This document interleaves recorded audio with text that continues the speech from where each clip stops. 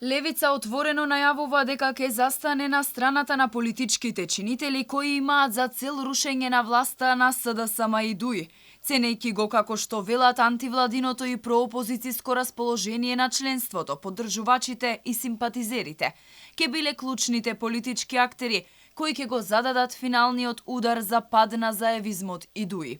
Сепак се децидни дека одбиваат коалиција со било кој друг политички субјект, без разлика дали се работи за коалиција со власта или со опозицијата. Во овој момент општо корисно е да се следи бранот на антивладиното настроение на народната волја против погубните политики на Квислингот, Заев и корумпираните структури на ДУИ, кои имаат окупирано секоја пора на општеството за конечна детронизација на нивните мафијашко-криминални клики во заминување. Првиот човек на левица Димитар Апасиев, како пример дека развластувањето на СДСМ и ДУИ било започнато, го посочи новото мнозинство во Советот на град Скопје.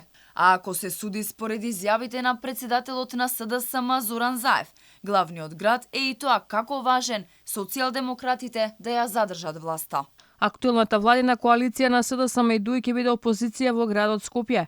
Следуваат многу подобри денови во раководењето со градот во корист на сите жители на Скопје и на неговите општини.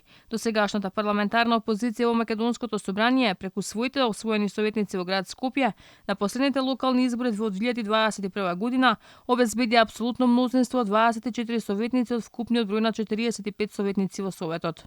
Инаку лидерот на опозицијската ВМРО ДПМН Христијан Мицкоски повеќе пати го повикуваше раководството на левица да се приклучи кон стратегијата за уривање на власта, но и претходно од левица јавно го искажуваа својот став дека нема да коалицираат со ниту една партија.